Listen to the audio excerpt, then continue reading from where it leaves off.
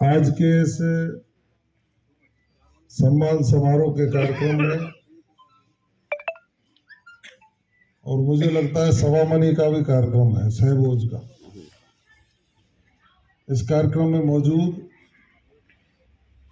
मेरे बड़े भाई की तरह, चाहे वो किसी भी दल में रहे हो, हमारे संबंध आज के नहीं है। मुझे ध्यान आता है कि आप एक व्यापारिक प्रतिष्ठान चलाते थे और आपका डीग में एक ऑफिस हुआ करता था। हमको राजनीति का नया नया शौक था और उस समय आदरणीय कवि मूलचंद नादान जी ने एक होली की बौछारें नाम से किताब छापी, रंगों की बौछार थी ऐसा, और सारे भरतपुर के नेताओं की उपमा दी। उसमें डॉक्टर गोविंद जी का भी नाम था, कोई उपमा उनको भी दी, लेकिन मेरे नाम के आगे लिखा। मैं नेता नहीं था, लेकिन पता नहीं उनके दिमाग में क्या आया, मेरा नाम उस बुक में छापा उन्होंने, और उसमें आगे लिखा जवाहर सिंह बेडम डैश राजनीति का बुखार। यानी इस आदमी को पढ़ने की चिंता नहीं है, राजनीति का बुखार है। हम छात्र थे उस समय। तब से आदरणीय रमेश खींची जी के मेरे संबंध हैं। निश्चित रूप से सरल स्वभाव के धनी हैं और तीसरी बार विधायक बने। ये इनका बड़प्पन है, लेकिन ये बात सही भी है। एक अनुभवी आदमी जो 2 बार कांग्रेस में विधायक रहा हो, कांग्रेस का जिलाध्यक्ष लंबे समय तक रहा हो, और जब भारतीय जनता पार्टी ज्वाइन करने की बात आई हो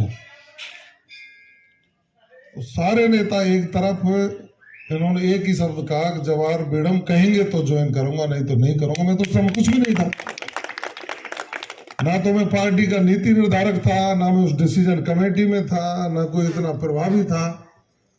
पर इनका जो मन में मेरे प्रति सम्मान था, मैं आज भी उसका कायल हूं। और मेरे से इनके व्यक्तिगत सहयोग के लिए, पार्टी के काम के लिए और उस विधानसभा के अच्छे के लिए जब मेरी जरूरत पड़ेगी, या पड़ती रही है, आगे पड़ेगी, मैं हमेशा कठुमर को भी नगर मान के ही चलूंगा, ऐसा मेरा वादा है। मैं बहुत कृतज्ञ हूँ आदरणीय डॉक्टर गोविंद जी के मुझे दर्शन हुए। ये सही बात है कि मेरे खिलाफ चुनाव लड़े, लेकिन जहां भी मिले मैंने आशीर्वाद लिया, और वो आशीर्वाद मेरी भक्ति में इतना जोर था कि इनका जो बल था, बार बार ये कहते थे बस्ती निर्णय करेगी, बस्ती निर्णय करेगी। मैं इनके पैर छूता रहा, लगातार इनका सम्मान करता रहा, और इनका जो बल है वो आधा नहीं, वाली की तरह, यानी कि 98% मेरे पास आ गया। और ये आशीर्वाद सोते भी देते थे और जलते भी देते थे। इनका बड़प्पन है, आज ये हमारे बीच में है। आदरणीय डॉक्टर लक्ष्मण सिंह जी इस क्षेत्र की बहुत बड़ी शख्सियत है। मैं याद करूंगा डॉक्टर दिगंबर सिंह जी को, जिन्होंने इस नगर के गांव बरखेड़ा में जन्म लिया और पूरे राजस्थान में एक विकास पुरुष के नाम से जाने जाने लगे। वो वैसे ही नहीं विकास पुरुष जैसे यहाँ पिछले कार्यकाल वाले लोग कहते थे विकास पुरुष, ऐसे नहीं, वास्तव में विकास पुरुष। आज उनके कामों की यदि फहरिस्त देखेंगे, जो धरातल पर उतरे हैं, काम हुआ, और उनके काम से हमने बहुत सीखा है। आज हमारी जो राजनीति की पाठशाला है, उसमें डॉक्टर दिगंबर सिंह जी का भी बहुत बड़ा योगदान है हमें तराशने में। निश्चित रूप से मैं नमन करूंगा उस शख्सियत को, उनके भाई हैं डॉक्टर लक्ष्मण सिंह जी, हमारे मंडल के अध्यक्ष आदरणीय सुनील जी। और डॉक्टर साहब ने एक काम जरूर किया हमसे कि मेरे टिकट मिलने का मुहूर्त राम गोपाल जी ने निकाला, मेरी सिफारिश राम गोपाल जी ने करी। पार्टी के नेताओं के पास सबके नंबर कम करके नंबर बढ़ाने का काम राम गोपाल जी ने किया। और डॉक्टर साहब ने ऐसा फार्म भरा, राम गोपाल जी श्याप सुंग हो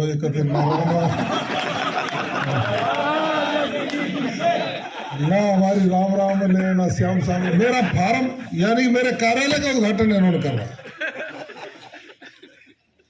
और और उदार हृदय के धनी है। मेरे ऊपर आशीर्वाद रहता है उनका, हमेशा प्यार रहता है। हमारे अग्रज हैं आदरणीय रामगोपाल शर्मा जी,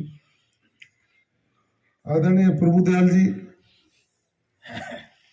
बहुत पुराने नेता हैं और आजीवन अध्यक्ष हैं व्यापार महासंघ के, आजीवन। बहुत बड़ा नाम है क्षेत्र में। इनका आशीर्वाद हमको, हमारे परिवार को पहले से मिलता रहा है और अब भी बहुत आशीर्वाद रहा। इस उम्र में भी, ठंड में, कैसी में, जब भी आवश्यकता पड़ी मैंने याद किया तो मुझे आशीर्वाद जरूर दिया।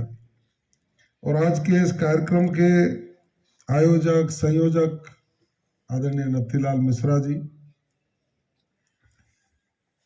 और हमारे जो इस भारतीय जनता पार्टी जिन्होंने ज्वाइन की और रंग में मैंने सुना है भगवा कलर के कुर्ता पाजामा बनवाए इनने भी। ऐसे आदरणीय मेरे मित्र अजीज कैलाश मिश्रा जी, यहाँ नगर की बहुत शख्सियत बैठी है। डॉक्टर गोपाल जी मुझे नजर आ रहे हैं और कई बड़े व्यापारी, कर्मचारी और सब लोग इधर उधर से हैं। मैं आप सबको प्रणाम करता हूँ, नमन करता हूँ, आपके चरणों में ढोक देता हूँ। आप जैसे सभी लोगों ने मेरे ऊपर आशीर्वाद दिया और राजस्थान विधानसभा की उस दहलीज तक पहुंचाने का जो आपने काम किया है, मैंने मत्था टेक करके राजस्थान विधानसभा की सीढ़ियों पर ईश्वर से एक ही प्रार्थना की कि हे ईश्वर, नगर विधानसभा के लोगों ने मेरे ऊपर जो आशीर्वाद दिया है, मैं उनकी आकांक्षाओं पर, अपेक्षाओं पर खरा उतर करके की मीटिंग ली अधिकारियों की, और कल दीग जिले के लिए मेरी कोशिश रहेगी कि मैं आपका नाम राजस्थान में लोग ये जाने कहा नगर से आए ना। हाँ, वही नगर, नगर का मतलब वही नगर, ठीक है ना। तो हम सब लोग मिलकर के उस सपने को पूरा करेंगे, ऐसा मेरा विश्वास है। आपका आशीर्वाद हमेशा रहेगा, चाहे सीकरी हो चाहे यहाँ हो। और परसों के लिए मैं विशेष धन्यवाद देना चाहूंगा आपको।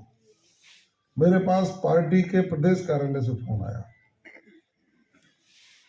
तो उन्होंने कहा इतनी भीड़, क्या कार्यक्रम था? मैंने साहब कोई कार्यक्रम नहीं था, मैं गया था जनता से प्रणाम करने के लिए। तो राष्ट्रीय लीडरों की तो हम कह नहीं सकते, लेकिन एक साधारण कार्यकर्ता के लिए इतनी भीड़ आई, मैं आपका बहुत एहसान बंद हूं, बहुत एहसान। जब रात के 9 बजे सीकरी पहुंचा तो मंडी मैदान देखा होगा डॉक्टर साहब, आपने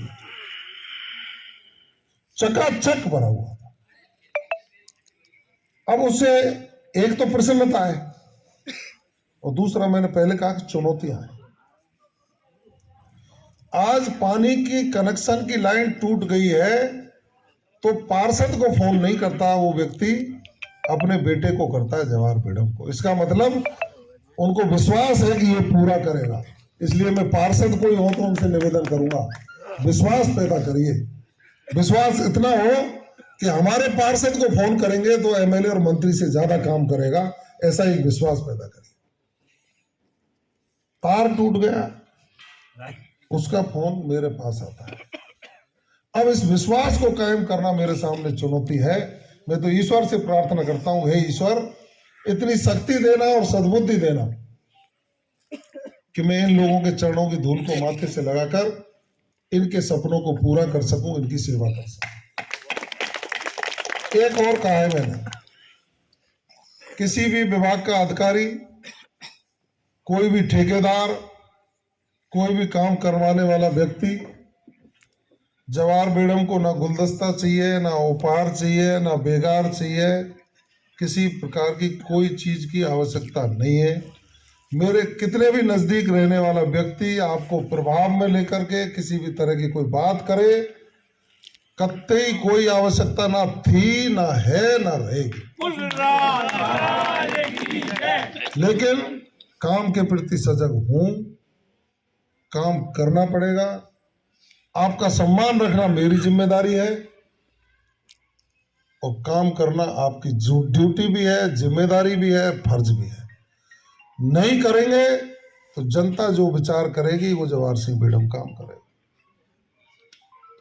ये आप सब लोगों से मेरी अपील है। मैं धन्यवाद दूंगा नगर विधानसभा के उन सभी लोगों को कि मैं चुनाव लड़ा जब लोगों ने मेरे को मदद की, और चुनाव जीतने के बाद बहुत लोगों ने आशीर्वाद दिया और ये कहा कि साहब चुनाव में बहुत खर्चा हुआ होगा, हम कुछ मदद करना चाहते हैं। उनको मैंने हाथ जोड़ करके कहा चुनाव खत्म मदद खत्म। क्या कहा? चुनाव खत्म मदद खत्म। आपके घर चटनी रोटी खा लूंगा, आपके घर आऊंगा, आप माला पहनाओगे माला पहनूंगा, शॉल उड़ाओगे शॉल उड़ाऊंगा, लेकिन चुनाव खत्म और मदद खत्म। ये आपका एहसान है कि मेरे अच्छा सा आप सोचते हो। आपकी सोच को ईश्वर बड़ा करे। ये मेरे क्रियाकलाप और दिनचर्या है। आप सब लोगों से मैं प्रणाम करते हुए निवेदन करूंगा कि आप लोगों को रेड बुल नहीं पीनी,